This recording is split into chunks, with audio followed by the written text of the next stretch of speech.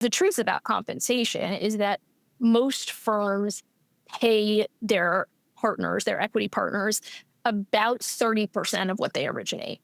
There's lots of other components to compensation, but when it comes down to it, if you are getting paid significantly less than 30% of what you originate, you can probably make more money somewhere else.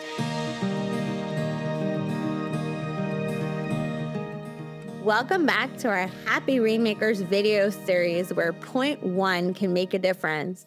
I'm really pleased to be joined today by Hilary Gerzhoy, who is a partner at HWG Law and is an ethics expert. Thanks so much for joining us today, Hilary. Thanks so much for having me. I sometimes work with partners who are nervous that their firm will find out that they're thinking of making a move before they go ahead and make a decision.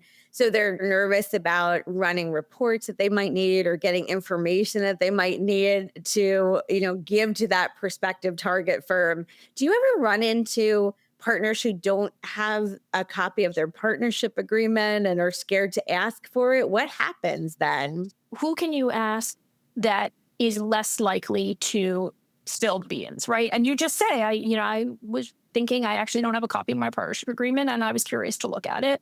And I have actually never seen somebody asking for it, making it obvious that they were in fact making a move. Because the truth is that lawyers are constantly thinking about what their other opportunities are.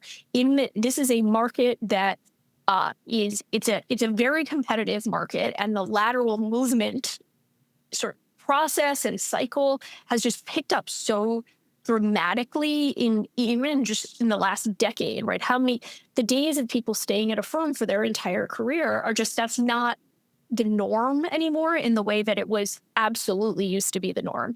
And so I think firms are aware, and they need to be aware, that their people are always kind of looking, right? And that's not necessarily a bad thing, because from the firm's perspective, if they know that you are open to other opportunities, they're more likely to compensate you consistent with what your value would be and treat you in a way that you would want to be treated. So I always tell people, like, even if it does make people at your firm think, oh, she's considering leaving, like, good. Like, okay, she's considering leaving. Maybe we can do something else for her here.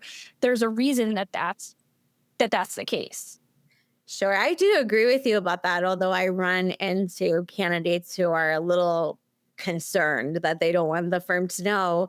Especially the candidates who are moving that are rainmakers should be most valuable to the firm, and the firm should continually be deciding whether they're compensating them appropriately. But it's not only compensation. A lot of the candidates I work with are looking for resources that they can't get at their current firm or a level of appreciation they're not feeling. I think that's absolutely true. I think compensation is the easiest way to feel like you've not been treated fairly, because it's a quantifiable figure, right? Like, this is what the firm is saying I'm worth X, and I know Bob, who sits down the hall, does Y and makes Z. And in comparison to that, it doesn't feel fair. And I think the human desire for equity is there, right? And and compensation is one of the ways that shows people sort of how they think the firm views them. But I agree with you. A lot of times it's not because of that. It's because it's not a good fit for other reasons, or sort of whoever leads the practice group you don't get along with very well, or you're never given the number of associate resources that you need, or there's lots of reasons, I think, that people end up choosing to leave. But I had somebody I was talking to yesterday who is in a similar camp to what you're describing, because she's been at the same firm for 30 years. She's happy enough, but she has been told that she could essentially double her compensation on the market, and she has an absolutely massive book of business. And so she wants to at least entertain those conversations. But she's very concerned about her current firm finding out, because it's 30 years and she doesn't have to leave, and she doesn't have some major grievance with them. And it's going to have a major impact on the firm if she does leave. It will shut down an entire practice area of the firm, given the volume of her book, the size of her book. But with people in that camp too, there's ways to be to give the target firm the information that they need without revealing everything. You don't need to run a full conflicts check. You don't need to fill out every single question in the LPQ. There are ways to give the firm enough information so that you can have a preliminary conversation about whether or not this is even worth discussing. Because in her mind, unless the number starts with X, it's not even worth, she's happy enough. It's not worth a conversation. So we just need to know for the target firms, is that on the table? And so what I have said to her is, I think you can give them categories of clients, you can give them categories of pieces of information without getting to the, dollar and cents of originations for X client in whatever last year.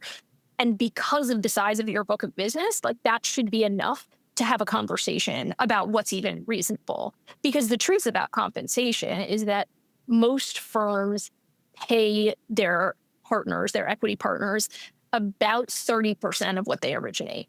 There's lots of other components to compensation, but when it comes down to it, if you are getting paid significantly less than 30% of what you originate, you can probably make more money somewhere else. And so if we're only talking about the numbers and not talking about all of the other elements of what makes somebody happy at work, if you give the target firm that high level number, they should be able to tell you if they can get close to what you're asking for. Thank you so much for the information. Thank you, and thanks for having me on.